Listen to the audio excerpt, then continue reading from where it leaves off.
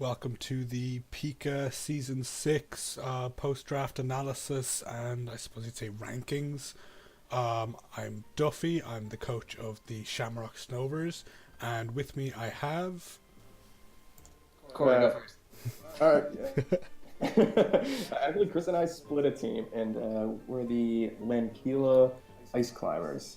Lanakila Ice Climbers, coming in hot. Coming in hot with the not Pokemon reference in your team name. Exactly. Oh, Lanakila is, man. That's Yeah, not Mount my Lanakila. Okay, fair enough. Come on. Fair Yeah, enough. get out of here. Alright. We're known for our I'll Pokemon names. hand in my nerd card, I'm sorry. I mean, I was happy enough that you were sticking within Nintendo properties, at least. Yeah, absolutely. Well, it could be worse. We could have stole our image like Lux did. Yes, Lux, I'm calling you out for stealing that image from Google and whoever else made that. Man, Yeah. we're like 2 minutes in, we're already with the call outs. Calling people out. I like it. Oh, Leo, you're coming up, man. You're coming up. You're next. Okay, so we're gonna go through then the teams in reverse order from 11 up to 1. We've only ranked 11 each because we've decided not to rank our own teams because bias exists and it's powerful. Because I'm number 1. Well, yeah, because I mean, Yeah, number one. if I'm gonna rank my team, then it's number 1, and the rest may as well just retire. So it wouldn't really be fair on everybody.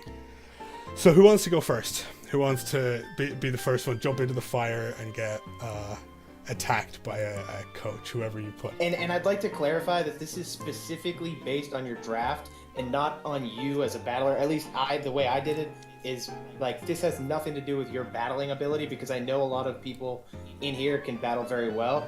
It just comes down to like the compatibility of the team, the synergy, the strength, the defenses, that kind of stuff, and that's kind of where I went with it.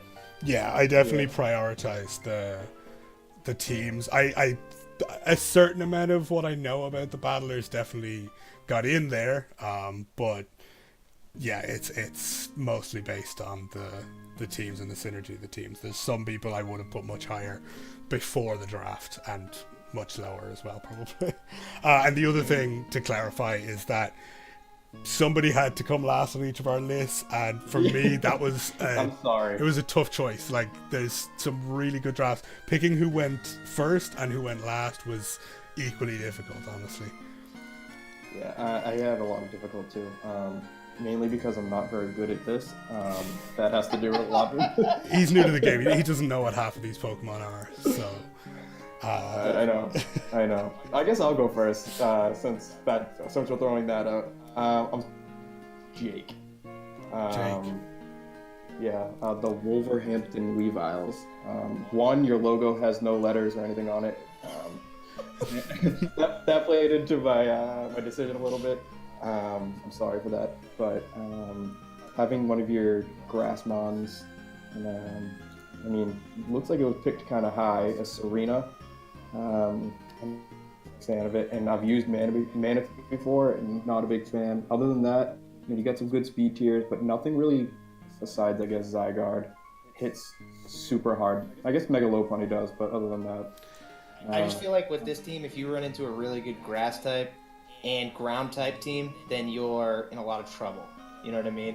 Like, I mean, other than Rotom Frost, it's really like the only way you're going to counter that, especially with the first like 1, 2, 3, 4, 5, 6, 7, 8 Mons that you have. It's a tough call. I don't have him quite that low, but I feel like that's kind of contributes to why the Cory ranked it so low. Yeah, I can see where you're coming from with that. I think, I mean, I also don't have him ranked quite that low, but for me, like, the problem overall with the team is more that while it is quite balanced, it's not particularly lacking in offense. It has a bit of speed, but there's no particular walls, so if you can break through the kind of pivots that are there's just not much of a backbone, I think, supporting the team. Serena, I have to say, I like Serena. I think it was an early I do pick, too.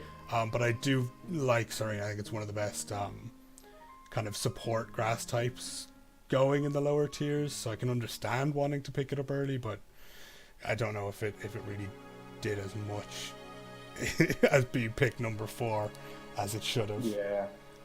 For me, shock to all of you, I actually have Nada's team last. Whoa. I'm not a huge fan of this team. Yeah. I don't know. It doesn't look like it synergizes all that well. It could, but like the first thing immediately that stands out to me is you're pairing Garchomp with Tapu Fini. So Yeah. Garchomp's dragon attacks in that misty terrain are immediately going to get nerfed a little bit. And I feel like if you run into, there's not a ton of bulk here. Like there is in like her offensive mons, they carry a little bit of bulk like Garchomp, Fini, Victini. But like other than, I don't know, Tentacruel and Rhyperior, it just isn't as bulky as I may like. And so to me, that says nothing is not as a battler. I've seen her battle and she's fantastic. Overall, I just think the composition of the team is extremely lacking. Oh wow! We'll get higher up the list and you'll see where I put Nana, but I have to say I actually disagree with you on a lot of that. I will say, yeah, there's not much in terms of bulk to be had there, and I think, I mean, the Tapu Fini Garchomp thing, there's merit to that, but equally it covers one of Garchomp's weaknesses, you know, on the flip side of that. So depending on the matchup, it may end up going more in her favor than against her. I do think having both Tapu Fini and Tentacruel as like the primary defensive core on your team, along with Umbreon, I guess, and Rhyperior, is questionable, but at the same time, 2 ground types to back it up, so and a Magneton. I don't know. We'll definitely see though, because as you said, she's a fantastic battler. I think if anyone can make a sort of fragile draft work, it would be Nada. All right, number my 11. Oh, you have to do 11. Is You already. is Dom. It's the Richmond Rayquazas. Honestly, I think when I was looking through all of these drafts, as we said, there's some extremely powerful drafts that I'm sure are higher on all of our lists here. So it was hard to pick out any with real problems, but looking at Dom, for somebody who managed to spend all of his points and not pick up any Z-Mon, like Z-Crystal Pokemon, he didn't seem to come out with what I would expect from a team that cost all 150. Obviously the Tyranitar Excadrill is great. Nobody's questioning that.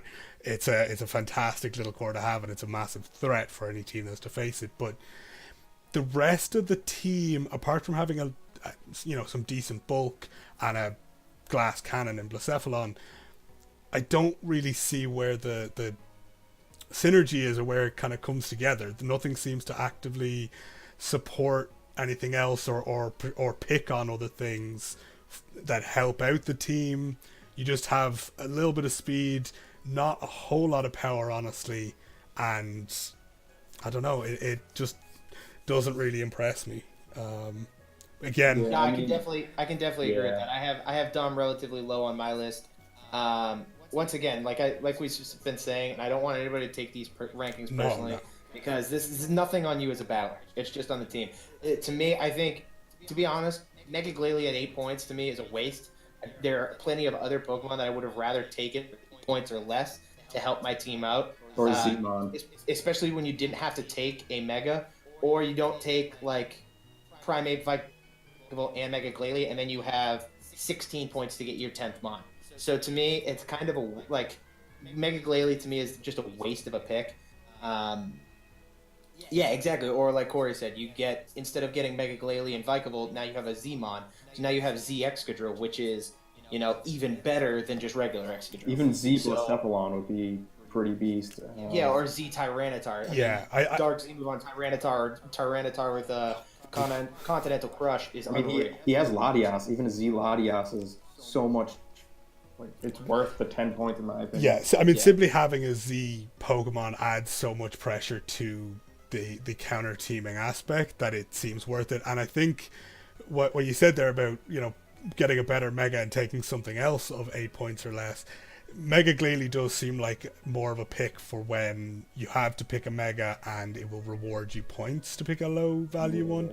In this case, you're just picking a low value one that is, as you say, a bit of a waste, where there's other low value Pokemon that are extremely useful. Another thing that kind of, and it's not even so much on Dom as it is on the kind of point structure that we have this time around, but I think Swellow is not worth 8 points. Agreed. And I don't think it was a good idea for Dom to pick it up because of that. I don't think anybody really should have taken it, because its value proposition for 8 points is just not good enough. And I think that kind of hurt him as well, in a small way, in overspending on something that he probably will not end up getting all that much use out of. Definitely. Yeah, I'm just going to touch upon it too, because I know he was my 10th. He was actually also my 10th, so this will make it nice and easy. Okay, so we're straight into that. So I would just... Oops, sorry. Whoever that was. Mega Glalie, and even getting rid of like a Swellow. I mean, that's 16 points. A 16-point Mon is a lot of points.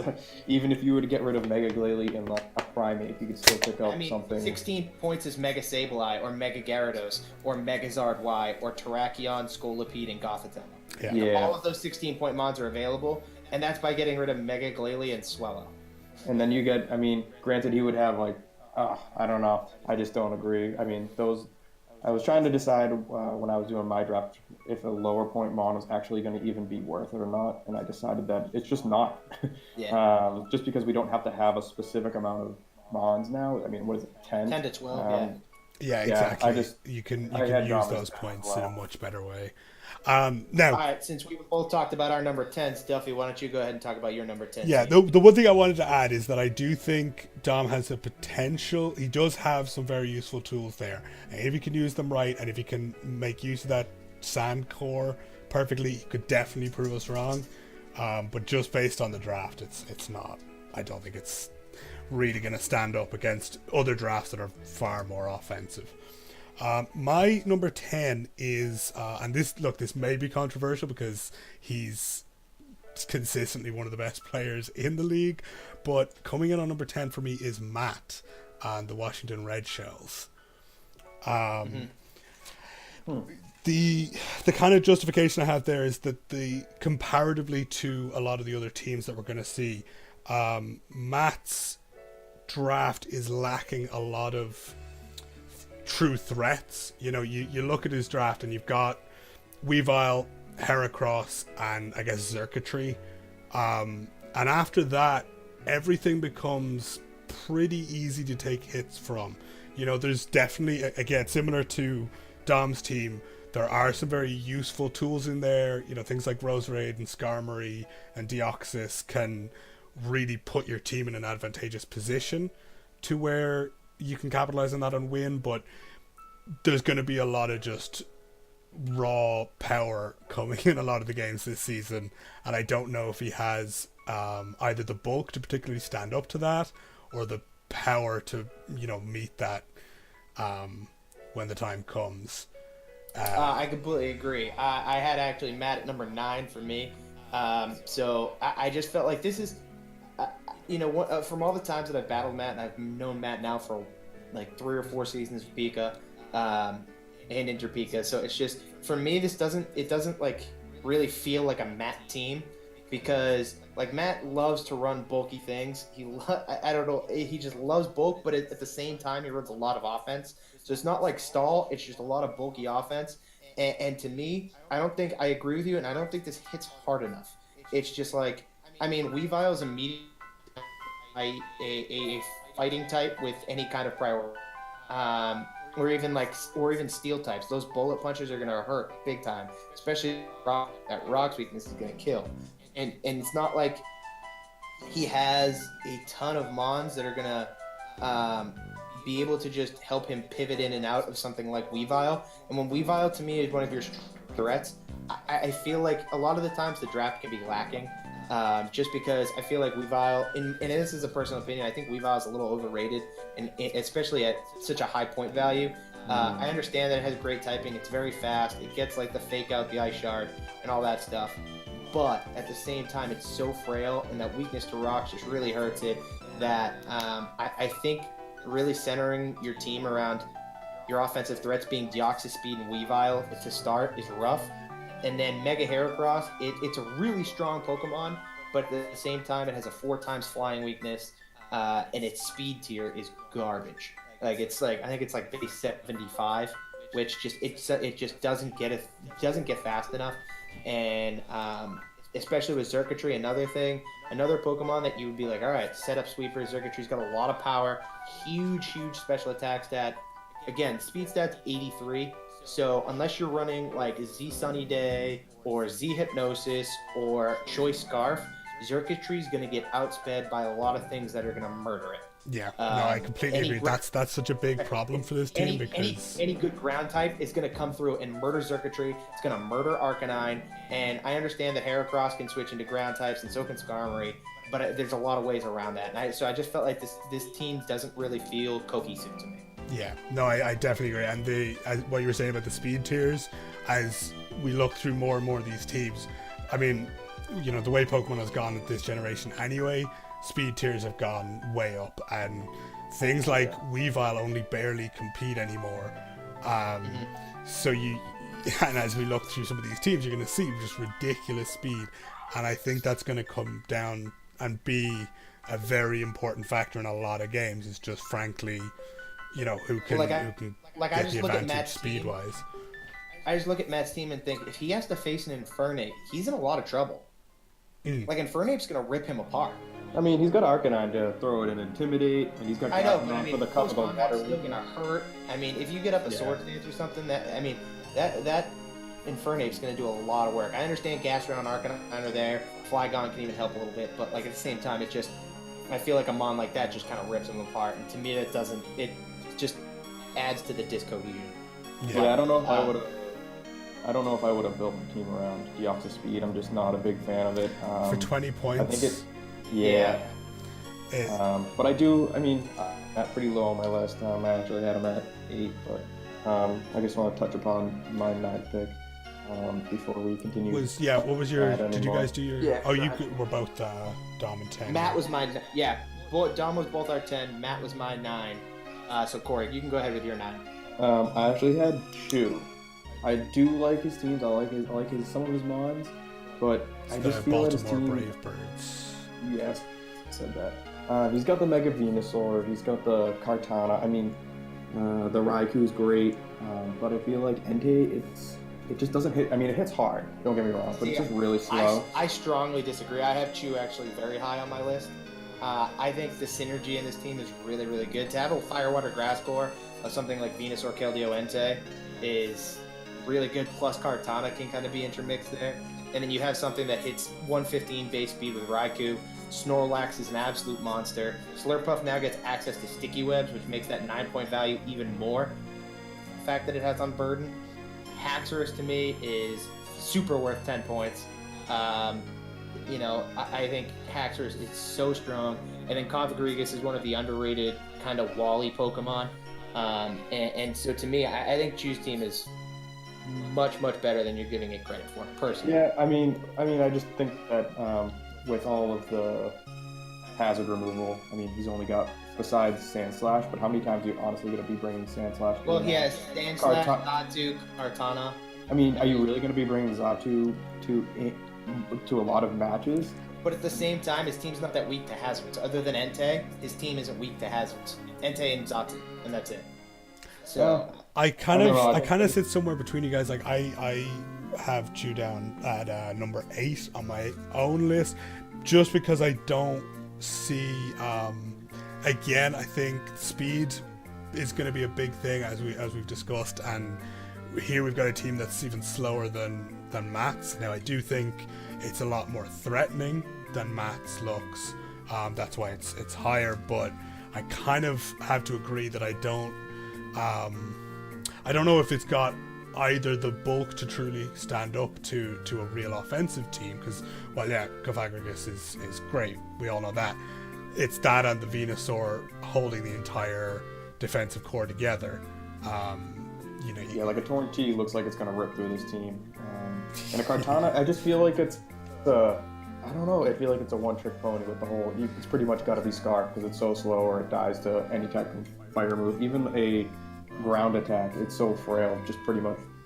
It's hardly a consistent defogger if we're talking about the hazard control. And while yes, there's only the 2 rock weaknesses, there's also 1 spikes immunity in the entire team. So you got to consider that hazards can still be a big problem, which can force Sandslash to come and take up a space for one of those other admittedly quite powerful mons. I mean, there is no denying that, you know, the Firewater Grass core is solid, and that Raikou and Keldeo and Entei do apply a decent amount of pressure, but I just think it's going to be, you know, struggling to keep up speed-wise, forcing a lot of scarfs, forcing a lot of, you know, same sets each week to try and keep up with some of the other teams. All right, cool. Fair enough. Duffy, why don't you go ahead and give us your number 9? My number 9 is Jake. Jake came in 9 for me.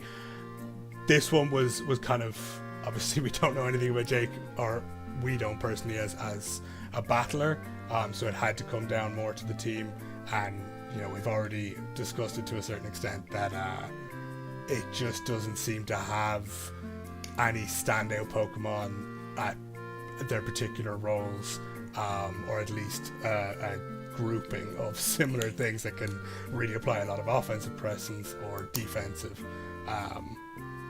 But yeah, we've covered Jake's team, the Weaviles, pretty consistently, I think. So who's covered their 8 already?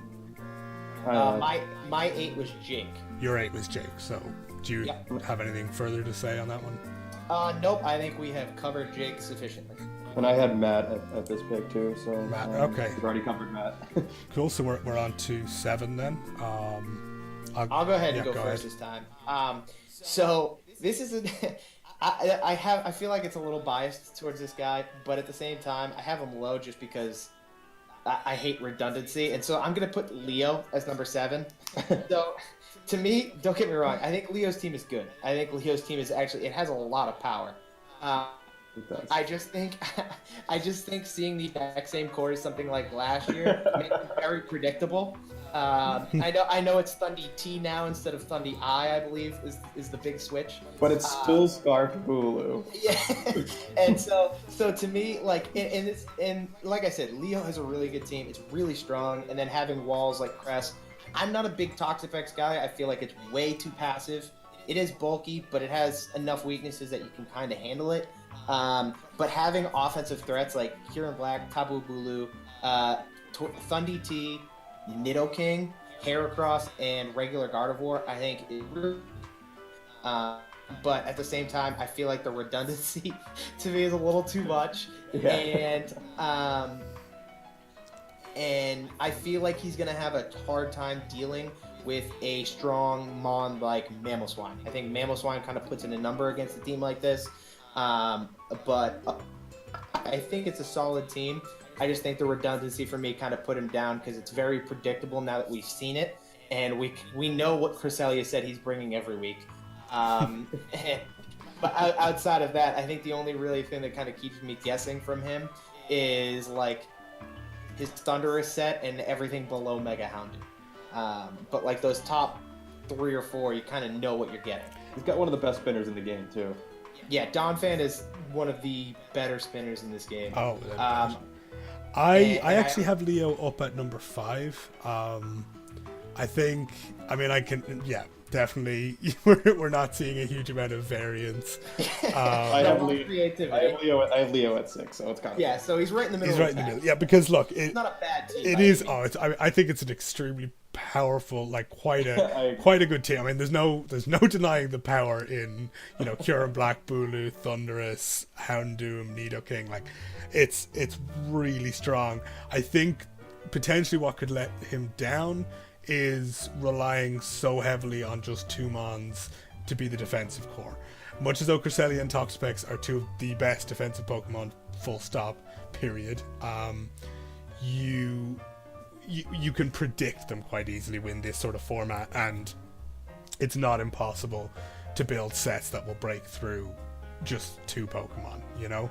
So that's where Yeah, I think the big weakness is, and that's why I'm not sure. I feel like Leo is going to give us our first either 6-0 or 0-6, because once you break Agreed. through one of those two, the rest of the team can crumble if you prepare it properly. And I think it also comes back to the speed tiers thing, because I think Thundy is his fastest mon at base. What is that, 101? 103 maybe, something along that. I can't remember off the top of my head. I'll put it up on screen as a correction. But Cool. but yeah, it's not. I'm pretty sure it's 101, but regardless, it's just Mega Houndoom's faster, but I have a feeling Leo's not going to bring a lot of Mega Houndoom. So It's a very when you're situational Pokemon, yeah. Exactly. So the fastest mon that you're generally going to bring is Thundy T. I think you're going to struggle a little bit, especially when you don't have enough bulk to back it up. Yeah, I mean, I do like some of the mons on his team too. I love the Nidoking, and Kecleon. I think Kecleon is very underrated, and I think he brought it because it gets Sunny Day, and Sunny Day with Houndoom is pretty good. Yeah, and Assault Vest Kecleon is also pretty nice as well. Another just a side note is another factor that kind of put him kind of so low for me, where I think honestly he could have been higher on my list, is the complete lack of Z crystals. I think when it comes to team preview and you're building your teams, that one little thing makes such a difference for teams to try and prepare against, even if you don't bring it, because they have to be ready. I think his team would have benefited more from a Z Crystal than it does from a Mega Houndoom. I know, but when you're trying to copy A Drive, that's kind of what you get.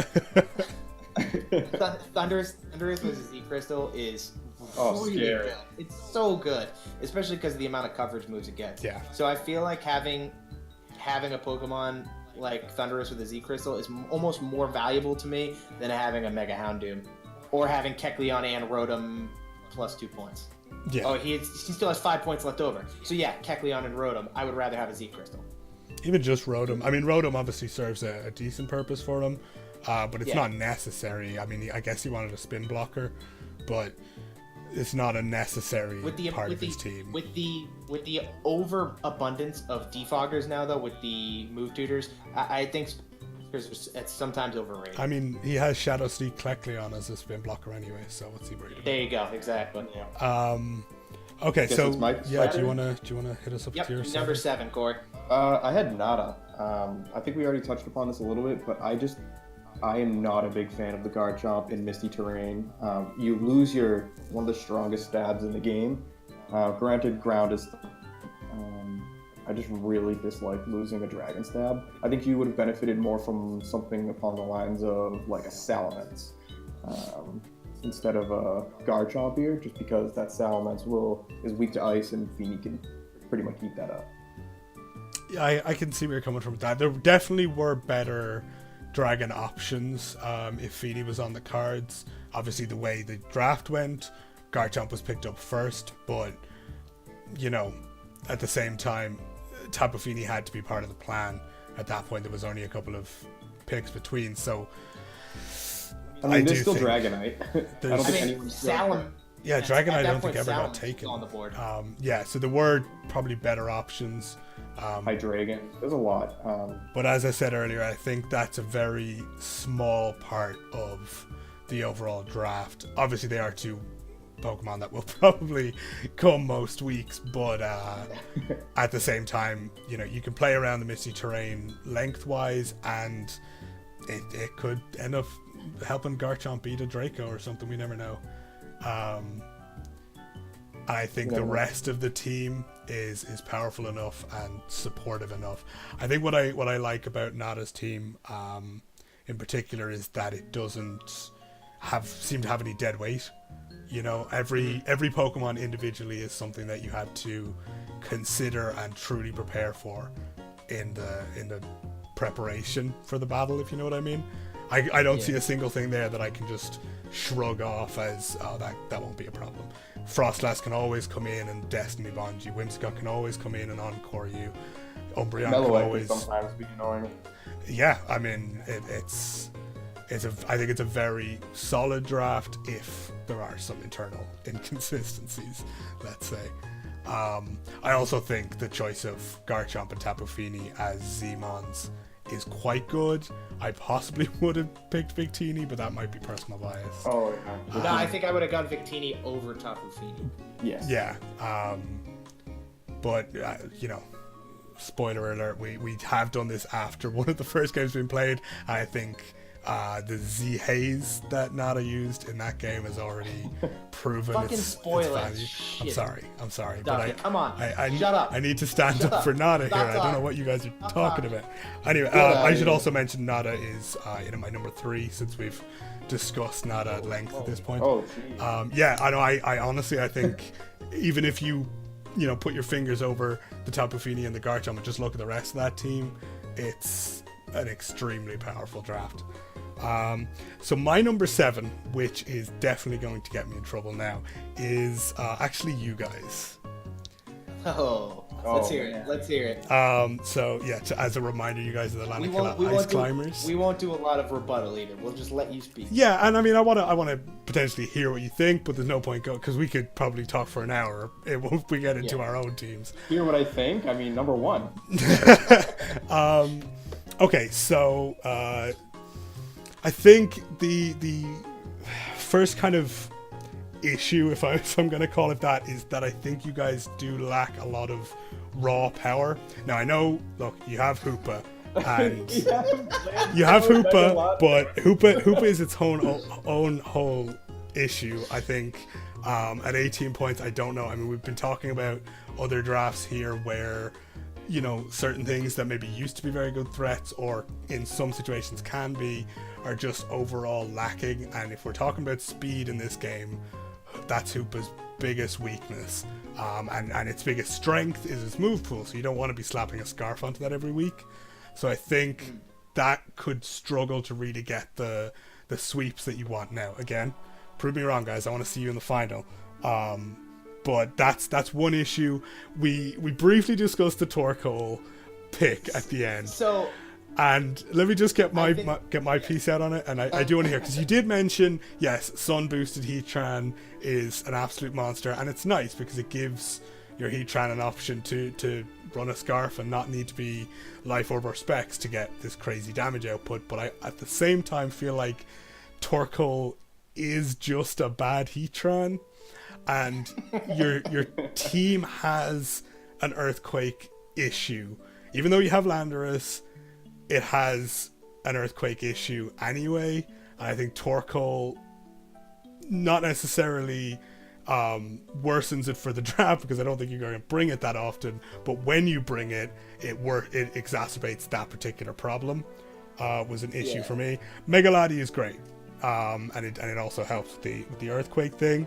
But I don't know. I think it's a combination of the slight lack in just raw power. You rely on setup a lot, be that setting up the Sun, be that Swords Dancing with Scizor, or with Lucario, or the Nasty Plot Lucario, or whatever you decide to do. But you don't have anything, or you have very little that can just come in and immediately pack a massive punch and break through walls. And you also are a little bit lacking on the defensive side. A lot of your stuff is more in that middle sort of balance range, I think.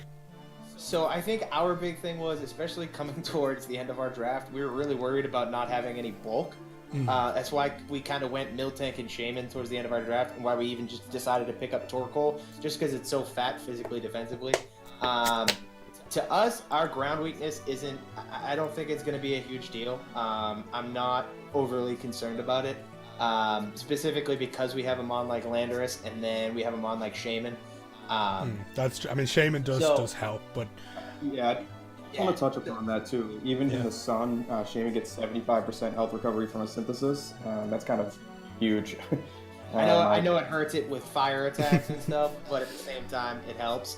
And I think I actually kind of disagree. To be honest, I think the majority of the time this season, you're not going to see me and Cory run a lot of setup. We're not big setup guys. We're not big setup sweeping guys. If you notice, all through Inter-PICA, we won every one of our matches by like 1 or 2 kills, and we just win at the end with like Rain Dance Swampert or East beat Lucario or Scarf Gengar. Yeah, and I mean, so it's one of those. This ties back So into the it's one of fact those that this things is all just a glance at the teams, and it Yeah. comes down more for to sure. what you can position with your team than Yeah. what your team can just And I straight up also- and down do. I also think you severely lack Primarina and how hard it hits. I think it's an absolute monster for power-wise. I think it can rip holes in things, especially with Stab, Moonblast, and it's outrageous. I think it's 135 base special attack or something like that. I think it just hits so hard. I can see where you're coming from with that, but we are looking at a draft where almost every team has something with in and around 140 and 150 offensive stats. Like, it's not, while it's strong, Fair. it's not got a crazy amount of coverage, and it's, as a result, it's fairly predictable. So definitely, yeah, I think like your hardest hitting things are what they're going to be: Lando, Latios, Primarina, and Hoopa, and then maybe Lucario isn't initially that strong, but Heatran's pretty strong too. yeah, but I just think, we're talking about speed a lot in this draft, and I think that's one of the things that lets you guys down. But like I said, I want to crush you guys in the final, so prove me wrong. All right. Cool. So let's move on to number 6. For me, I have at number 6. I have Lux. I really like this team, but at the same time, it's kind of middle of the pack for me. Yes, this is how you would say it.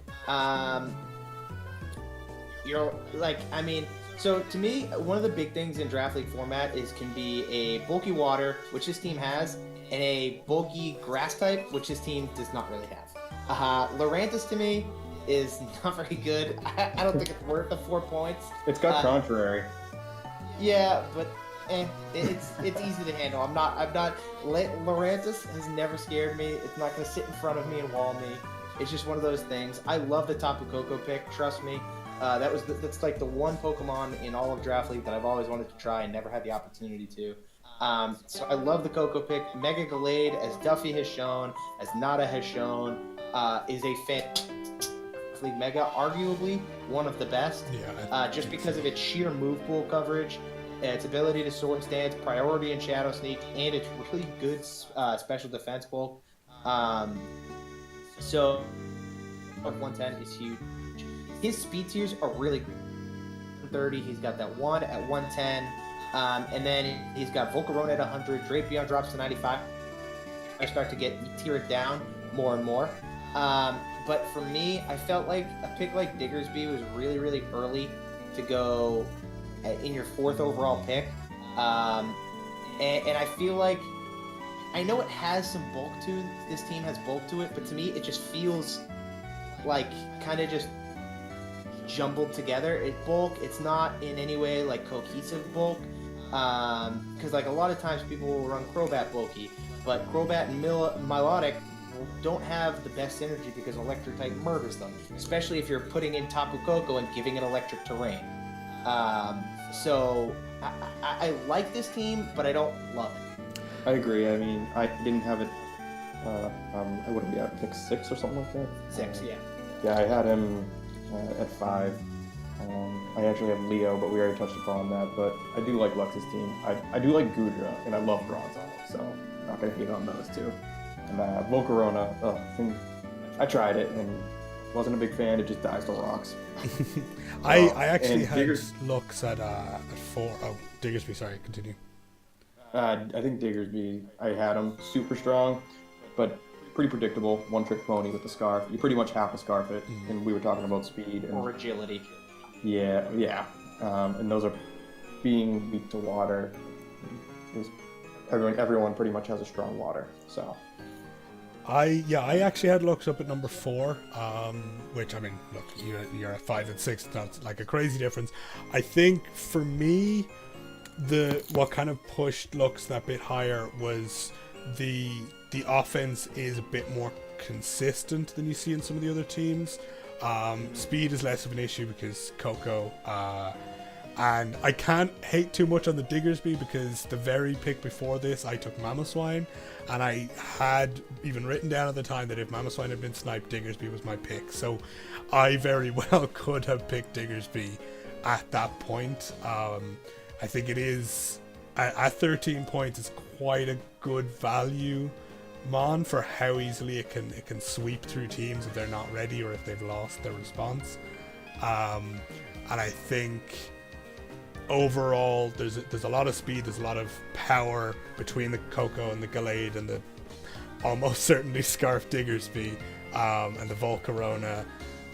The bulk, as you said, the bulk is a little bit lacking, but it very much seems like that was, while not necessarily intentional, that, you know, defense was not a priority for Lux's draft. It was a matter of getting, you know, just ticking the boxes, you know, getting something that can, you know, switch in on the Earthquakes for the Coco, which you've got, you know, Bronzong there, something that can, you know, throw up rocks, Regirock, and I don't think there was an attempt there really to build too much of a defensive core, which I guess is why I don't judge the defensive core so harshly.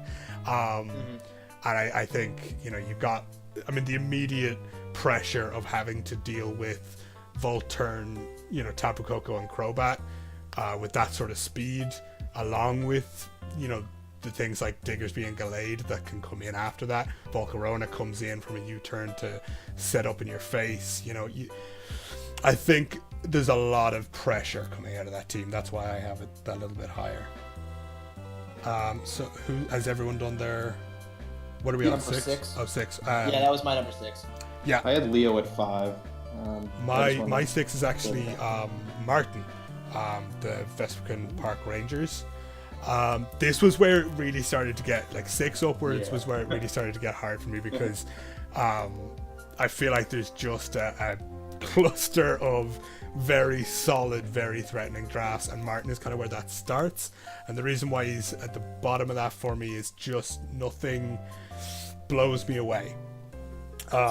He's got some real hard hitters in there in Darmanitan, Nihilego, Hydreigon, Mega Scizor, but speed just keeps coming up in this discussion. But I think it's become one of the most important factors, especially in league format, is that you are not going to be the one who's always forced to run Scarfers or always forced to run certain. I learned last season in Inter PICA, I learned my lesson because almost every week I needed Scarf Crocodile. And while he did a lot of work for me and it was a great Pokemon to have, it was very limiting. If I wanted to run Rocks, which I did many times, I would have to deal with the consequences of that and switch around and play smart. And I think you're going to see a similar sort of thing coming out of Martin this time around out of Sock, because outside of Heliolisk, it's quite a slow team. I guess Zygarde has 10% has reasonable speed, but nothing blew me away. I think once you've managed to have a switch in for Darmanitan and, you know, a team that doesn't lose to Bullet Punch, you're going to be able to wear down the team and take it out, because I think we have a similar thing as when we were talking about the Cresselia Toxapex on Leo's team earlier with the Clefable Slowbro, in that they're 2 of the best defensive Pokemon. They are quite reliable, I would say more reliable potentially than Cresselia Toxapex are, especially in terms of having a variety of sets they can run. But it's only 2. And once you get through one of those, the other one's going to struggle to take all the hits for the team. Yeah, I don't know. I kind of disagree. I have Martin very high on my list. I have him at 2. I have him at 1. Oh, so, to me, so I know speed is really important, and it's really important in a lot of cases, but to me, this team doesn't look like you need a lot of Scarfers, because it revolves a lot around pivoting and there's just the natural bulk of a lot of these mons. Decidueye is deceivingly bulky. Piloswine, as I have learned, is extremely bulky. Silvally is extremely bulky. Slowbro and Clefable, which you already touched on, are very bulky. Scizor is extremely bulky, which I know from previous experience. Hydreigon, when not up against a fairy type, can be relatively bulky. I've actually faced someone using a defensive Hydreigon against me before, and it lost me a title. So I feel like this team it's very, very Martin. Like, this is as right up his alley as it gets, especially like after seeing his Inter-PICA team and now seeing this. Like, this is I think it's so well balanced just in its defensive output and then offensive output that the speed tiers for him don't necessarily matter as much, because I to be honest, other than I highly doubt he runs many Scarfers, if any, all season. Yeah, I mean, I really like his team. Like I said, I had him at number 2. I think he has 5 Mons on his team that can turn, whether it's Volt Switch or U-turn or Parting Shot, I think Silvally gets. I think that's going to play a huge role in... So he has 6 Mons that can either Volt turn in some way And I think Decidueye is a sick pick for what is it, 9 points or something? That's insane. Now that it gets a little bit more priority with Shadow Sneak, and I just think Decidueye is a really good pick. Decidueye definitely does help this team out, because I mean, if we want to talk about the Earthquake weakness that you guys have, it is 10 times worse here. I mean, without Decidueye, he has 1 Mon that's off the ground and hypothetically a kind of a bulky Scizor as a switch in, while like a bunch of weaknesses and no real good responses. So I think Decidueye is gonna help a lot. And don't underrate the bulkiness of Silvally too. I mean, especially because he can run Flying Silvally, that gives him another ground immunity. He can run Bug Silvally to give him a resistance, or Grass Silvally to give him a resistance. And as his last pick, the value there is it is crazy that it managed to still be there for his very last pick. Honestly, it's a fantastic Pokemon. It's in this, obviously we're not talking about regular tier play here, but in this sort of format, Silvally can just do so much. Now there is a trap with Silvally to where you actually end up using it very rarely because you don't know what you want to do with it particularly, so it takes quite a bit of research and sort of theory modding to get it to work as well as it can. But if you do, the payoff is huge. And for 8 points, I mean, 8 points to have a Pokemon of every type, it's a bit of a no-brainer. Yeah. So on to number 5s. Who wants to go? Mine we've already touched about. I'll just say mine was Chew at number 5, but we've already touched on him pretty much. We had a nice little discussion about him earlier, so somebody else can go ahead and give me their 5. I'll go. Duffy, I have you, my friend. Okay. Hit me up. Yeah, you were just talking about some of the, just like looking at some of your Mons. I love the Garbodor pick. I kind of really wanted to try that. But I do think you get a little bit of a fire weakness. But I mean, you got some thick fat, and Slowking can obviously eat that up. And Hitmontop is pretty bulky. But I just think a really good Firemon with a little bit of coverage can really do some damage. Tornty, really good because it gets the Regenerator and can turn. I've never been good with it, but I love Tornadus. I think you'll be fantastic with it. I think this actually just like, when I look at it, I'm like, yeah, that's Duffy's team. Just like how I look at Socks and like, yeah, that's a Sock team. Mega V is awesome. I just think it's very frail, and even like an E-speed from something is going to really hurt it, if not kill it. But yeah, I just think, I mean, you have a little bit of ground too. I mean, outside of Tangrowth, and I mean, you said we have a ground weakness, but you only have, what, 1 more than we do? Beckon is off the ground, but...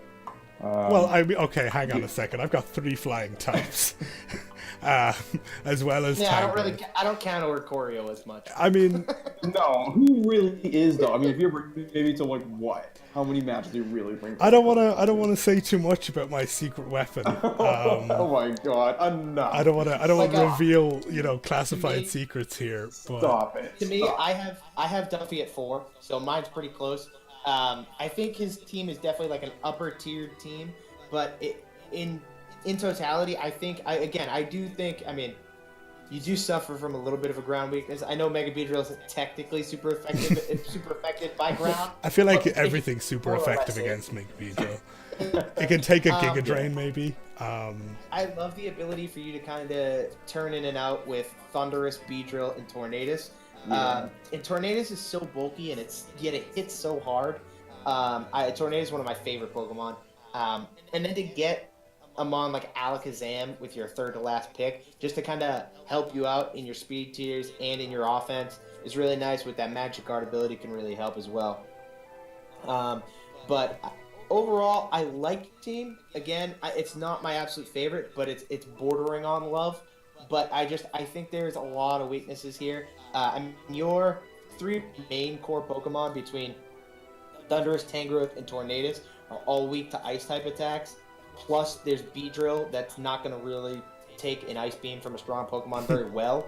I think that kind of hinders your ability. I understand Slowking, which will eat him up, and Registeel, which will eat him up.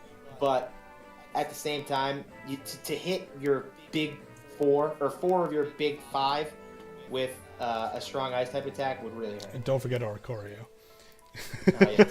Stop it. I'm actually expecting you to bring it to like half the matches now, because if you don't, I'm going to refer back to this video. Oricorio will serve some very crucial purposes at crucial times. I will say. Considering you don't have an electric Pokemon, I'm expecting to see it a little bit. I don't have an electric Pokemon. Oh, you do, yes, Thunderous. Just kidding. Is this first pick? We did tell you he was new to the game. But no, my Google Doc wasn't all the way up. I was scrolling there. Yeah, fair enough.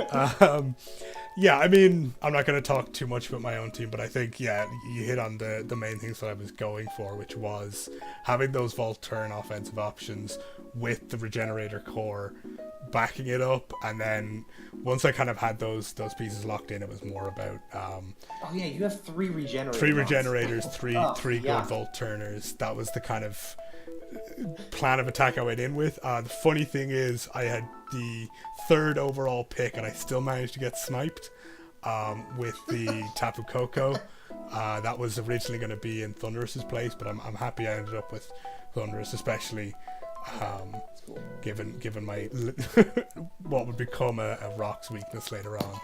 Having that defog option is nice. I was sniped with Tapu Koko at pick 11, so... Yeah, well, you were going to be sniped at least twice in that case. So my... what are we on? We're on 5s now? Yeah, technically 5 still. Well, we've already talked at length about Leo. Leo was my number 5. Alright. Then you can go ahead and give us your number 4.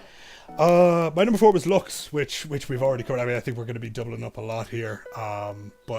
Just except for a couple teams. Again, to say I think Lux, apart from sniping me in the first round with pick number 2, did a great job with the draft, and I think, as you said, Mega Galate has proven itself time and time again that it's just one of the most potent choices, and the fact that it's only 17 compared to things like Blacephalon being 18 and Mega Venusaur being 18, Mega Scizor being 19 does kind of surprise me at this point, but we shall see. We don't know much about Lux as a battler, so I'm very excited to see, because I think this is one of the most potent teams in the whole league. So all right, Cory, what's your number 4?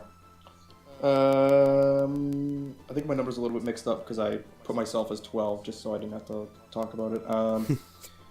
I had Johnny, I think. I really liked his team.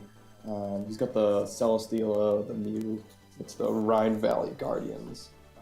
He's got a really good... That can be like both. I mean, Celesteela you can run offensive. Mew you can run pretty much any way. Latios can be both.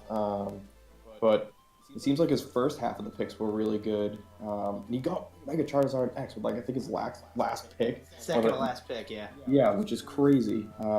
It's good drafting, I guess. I think he took the Rabombi because it gets sticky webs now. And it gave him a fairy type, yeah. Yep, but I don't really think that Rabombi will be coming too often. As much as sticky webs are important, they're not, because defog nowadays. Everything has defog or some type of hazard removal. I think Licky, great pick. Not too sure. I mean, Breloom's good, but having a really strong grass is pretty important. Breloom's good, but I don't know, not my favorite there. But for the most part, I really like his team. Yeah, I actually have Johnny at number 2 for me. I think the only thing that I would change about this team, like at all really for me, is I would have taken out Quillfish or Licky Licky, especially because you already have a Lomomola. And I would have given a Z Crystal to either Celesteela Mew or Latios, or even Greninja or Crocodile. I think that's literally the only thing I don't like about this team is the fact that he used his points on a mon like Quillfish and Licky Licky and didn't give a Z Crystal to one of his bigger threats. For people that know me in some other leagues, in one of my leagues, I'm notorious for drafting double dragons because that's kind of my thing. And I love Mega Charizard X. There's nobody on this planet who loves Mega Charizard X more than me. And I can tell you that in my opinion, it's the best Mega in League format because its bulk and typing make it severely underrated. Like, people don't understand how bulky Megazard X is. And I understand that he has a Rocks weakness and it's a Ground weakness and a Dragon weakness. But outside of that, Megazard X is a ridiculous Pokemon. It has a couple 4 times resistances, and it hits so hard with that Tough Claws ability. You can run Roost Sets and Will-O-Wisp. You can run offensive D-Dance. You can run Swords Dance. I have even run a Trick Room Megazard X before. It can be done. So trust me when I tell you that this team is very, very good. It centers around its 2 dragons and then which is just dumb. And by dumb, I mean fantastic. I really like Johnny's team, if you can't tell. And that's kind of why I put him all the way up at number 2. Yeah, he's number 2. Oh, and Johnny, well. You need to, Johnny, I just want to say something. Johnny, please drop some of your mods so you can get Super Genesis, Supernova, whatever that is for Union C. Yeah, I don't know what you're thinking, but you have Latios. Drop Fish, give Mew a Z Crystal. Done. Yes, it would be. I really have to agree with that. I think, like, when you're looking at his leftover point, he has 8 leftover points, and it costs 10. For anyone who's watching who doesn't know, it costs 10 points out of the 150 that you're given to pick up a Z Crystal. And when you have 8 left over, and you've picked up something like Licky Licky or something like Quillfish. Now, I think I have a little bit more love for Quillfish than you guys do, but I have love for Licky Licky. That's why I love Licky Licky's awesome. Look, they're both good at what they do, I think, but I don't think either of them justifies wasting 8 points and not having a Z Crystal. I agree. I think, like, Quillfish for me, Quillfish was another backup that I had at some point. It was my backup to Garbodor, because it has the spikes, the toxic spikes, and it even has more utility in having being able to cycle Intimidates between it and Crocodile. I think is going to be really good. And what I find funny about Johnny's team is that you're looking through all the other teams, you're saying, you know, a lot of these are really lacking in bulk, and then you get to Johnny and you realize that that's where all the bulk went. I mean, we're talking about Celesteela, Mew. Granted, you don't want to get trapped in the hole of only ever bringing defensive Mew, which I think he's pretty well avoided. But you have, you know, the possibility of defensive Mew along with Celesteela, along with Gliscor, Alomomola, even Quillfish. You know, you can run bulky Lottie if you want. You can run that really annoying sub-seed Spore set with Breloom and just ruin somebody's day. As you said, you can even run a bulky Charizard X. So I think Johnny's team is the one that the most teams are going to break themselves against, that they're just not going to be able to get through. I think we're going to see a lot of the games this season go, even if they last a little while, once they start leaning one way, they're going to rapidly come to a close, because people, and myself included, do not have the defensive cores that can really hold it together once 1 or 2 of them are gone. Whereas I think Johnny's the exception to that. Celesteela is the kind of Pokemon that can just win a game on its own. Same with Gliscor, you know. And Zard and well, I mean, even in terms of defensive, yeah. In terms of offensive, yeah, Zard gets 1 or 2 Dragon Dances off, and it's usually going to be game over. That's it. Yep. But you have Celesteela and Gliscor can just sit on the field, and unless you've got your Bolt Beam coverage, which he has a weakness to, no question. That's probably why he's not number 1 for me, is the Bolt Beam weakness. He's literally drafted like 2 Pokemon that aren't weak to Bolt Beam. Sorry, 3 if you count Rabombi, but we've already covered that it's not going to come that often, I don't think. And that's why I think he's going to end up relying on Mew a lot, is because it and Licky Licky are the only things that don't die to Bolt Beam. Well, okay, and Zardex, but you know, we're talking about Zardex then trying to be the defensive mon for the team versus Bolt Beam, which is not going to be something you want to do every week. I walled out a Mega Manectric with Zardex. He can do it. Well, I'm not saying he can't, but I do think Zardex doesn't fill up a Bolt Beam weakness well especially enough. if there's rocks on the field. Yeah, so that's literally I'm willing to say he would be number 1 if he had a little bit more for the Bolt Beam. So yes, just drop that Quillfish or Licky Licky, and absolutely pick up Union Z, or I would give it a Celesteela or Adios. Or can we say drop both and then, you know, pick up something to patch up that Bolt Beam weakness and a Z Crystal, and then you'd have a perfect team, I think. I agree. And that was a number 3, was it, or a number 4? I think it was 3 or 4. Was that your 3 or 4, Cory? Well, my numbers are a little messed up, but I had that at 3, I think, because I went Duffy, then Johnny. Yeah, so it's your number 3, Duffy. What do you got? I have Nada in at number 3, which I did mention earlier, but I'm not going to harp on too much because we've discussed Nada's team twice already. But I do think just that the offensive presence is unlike most of the other teams here, and that's going to be a huge problem for people. Yeah, so for me, my number 3 is a team we haven't talked about, which, if you couldn't tell, means that he's in the top 3 for all 3 of us, and that would be Rohith's team. I think Rohith's team is awesome. I think the Fairy Dragon Steel Core of Ferrothorn, Salamence, and Mega Gardevoir is scary. The Firewater Grass Core of Infernape, Rotom Wash, and Ferrothorn is scary. Not to mention, Rotom Wash can be offensive, it can be defensive. Infernape is so good. Salamence and Infernape as Z users is ridiculously good. I haven't seen Mega Gardevoir be spectacular in Draft League yet, but I have confidence that he can change that for me. And then the combination of the speed tiers here, the power, it's a well-built team. He has sticky webs with a Araquanid if he wanted to. Like, there is so many opportunities for him here. It's unbelievable, and I love this team, like top to bottom almost. I really like this team. I think the only thing that makes me a little hesitant is the fact that every mon after Mega Gardevoir, I feel like Araquanid's really bulky, not a big Deblade guy, and then Sneasel and Ambipom, as frail as it gets, they're literally just glass cannons.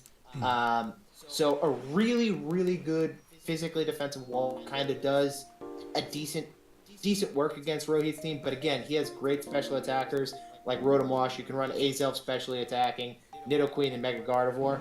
Otherwise, I think he could, if he runs into a strong physically defensive team, he could run into a couple of issues.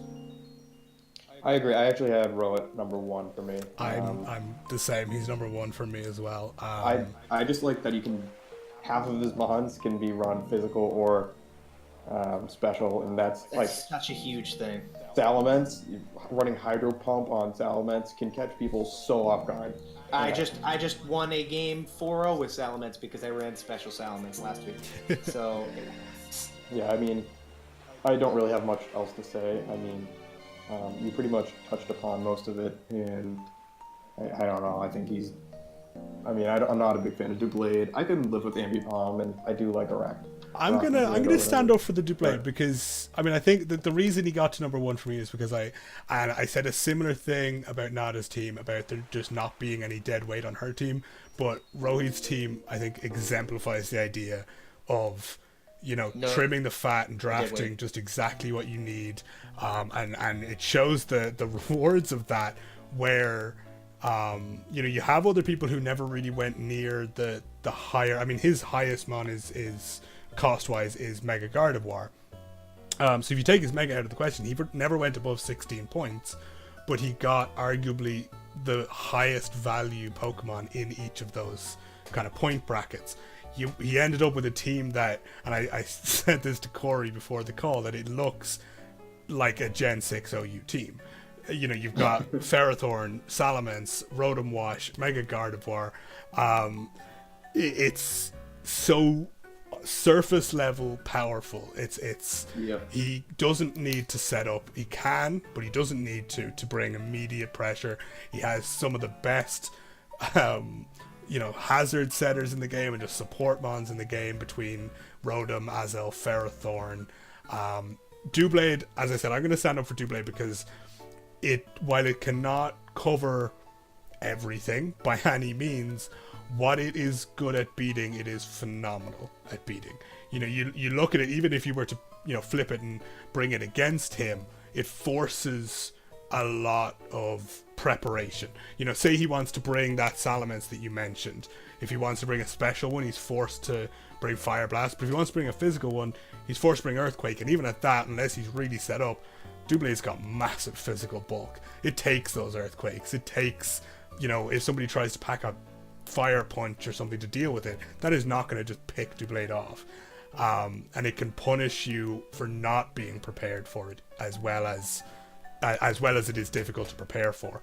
And speed tiers as well, between Infernape and Ambipom, that puts a lot of pressure on. And then you've got, Salamence Dragon Dancing over here, and Nidoqueen with a Scarf over there, and Sneasel as well, of course. I just think all together, and it's funny because I actually faced Rohith in week 1, so it's kind of sad to say this, but I think it is the scariest team in the whole league to try and build against, because as you said, you can go physical or special, so you don't know what to prep for, and you also have to prep so hard to break through that core of Rotom and Ferrothorn and Salamence, and that. I think he outdid himself with this draft. I don't even know how we let it happen. Who's so yeah, Duffy, you're number 3. Did you already give me? Yeah, my number 3 was Nada. So what was? Oh right. And your? My number 2 was Johnny, which we've already discussed. Yeah. I had Sock. You'd Sock in number 2. Yep. Interesting. Yeah, and then so number 1s all around then are Rohith for I had 2 Sock months. at number 1. And yeah, so I mean that's absolutely our opinions. I'm sure once we probably the final slide will be all 3 of our lists. Yeah. For you, So right now you'll be seeing a list of where we ranked each thing, so you can kind of compare what we thought, and I think we actually kind of matched up in the region of where we placed most teams. There was a couple of divisive ones though. Yeah, so that's that, I suppose. I'm just going to throw out there that Infernape is my bold prediction for most kills this season. So don't let me down. Rohith, I don't know what you guys choose for. Oh, for most kills, for overall MVP. Yeah, I'm going to go Infernape. I just think it's so, you can run it either way, and I just think it's got the speed and everything for it. So I'm going to go Infernape. I can give me the one and only Hydreigon. Ooh. I'm gonna take Hydreigon. I think I think Martin's gonna handle that perfectly, and he's going to murder people with Hydreigon, especially because it's a Z Crystal user and the move coverage is just ridiculous. No, I'm gonna go for the choice that you clearly should have made, and I'm gonna actually put my money on Johnny's Charizard X. I think it racks up kills like very few Pokemon can. I think it needs less games to do so, and I think I'm gonna my bold prediction is gonna be Mega Charizard X for most kills. All right, if you had to pick a overall season winner that wasn't yourself, who do you think is going to win the title this year? Are we gonna go on pass play here, or are we going on the teams? You can go on whatever you want, my friend. You just go your prediction, champion of D1. Ooh. It's tough. I mean, I'm gonna have to go with Nada. I think in terms of consistency, no, very few players are at her level. I mean, we were both in Division 2 last season together, and she was the only player I was worried about in that whole division. And that's not an insult to the Division 2 players. That is just every time I faced Nada, I knew that I was facing somebody who was genuinely better than me. I think what I like about League format is that you can win against somebody who's better than you by just preparing better. But yeah, I'm gonna go with Nada. I think Nada's. I think Nada's gonna take it. I will take Sock.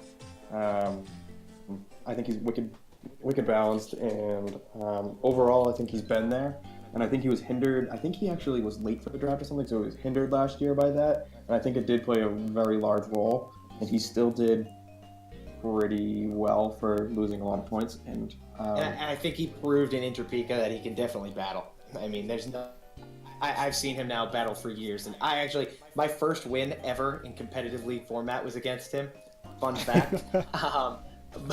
But regardless of that, I think Cory's right. I think Martin will have a really good year, but I'm gonna go ahead. Gonna take my boy with Zardex. I'm gonna take Johnny. I've only seen Johnny battle a few times.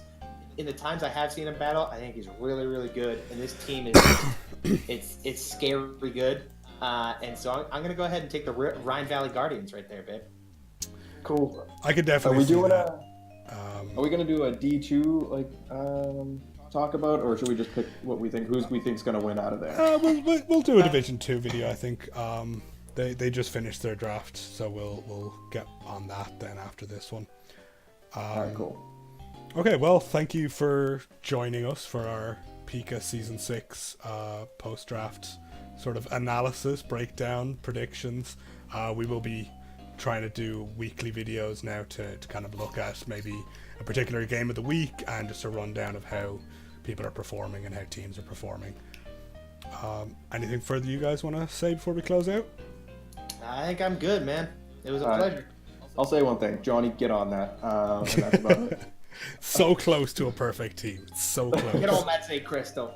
Yeah. Take that number 1 spot from Rohith on my list. But I think actually that's something interesting. I do think we're going to see a bit more changing up of teams after we open up the free agent picks. I've already got some ideas that I'm gonna see how my first few games go, but I have a feeling we're gonna see a bit more of that because of the draft stat. I think people are forced into decisions a little bit too quickly sometimes. Yeah, well, time will tell. Anyway, this has been us. I've been Duffy. I'm Scheimtime. Cory. And we'll see you guys next week. Bye-bye.